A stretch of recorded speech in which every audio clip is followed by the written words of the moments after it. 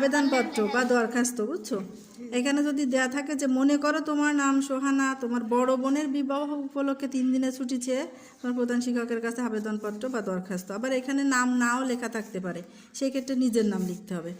আর আবেদন সব এইখান থেকে সোজা দিতে হবে, একই সোজা।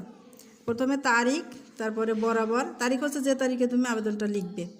প্রধান শিক্ষক, এখানে স্কুলের নাম, জেলার নাম। বিষয় হচ্ছে ছুটির জন্য আবেদন। জনাব, বিনীত নিবেদন এই যে আগামী 27শে নভেম্বর, 27/11/25 ইংরেজি তারিখে আমার বড় বোনের শুভ বিবাহ অনুষ্ঠিত হবে, সাধারণ কথা।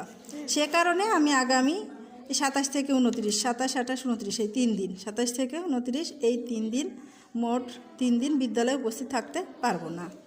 অতএব আপনার নিকট প্রার্থনা আমাকে উক্ত 3 দিনের ছুটি প্রদান করে বাধিত করবেন। নিবেদক, আপনার অনুগত ছাত্রী সোহানা। এখানে যে নামটা, এখানে যদি নাম না থাকে সেক্ষেত্রে নিজের নাম দেওয়া যাবে। শ্রেণী 4র্থ, রোল 1। বুঝতে পারছো? ধন্যবাদ।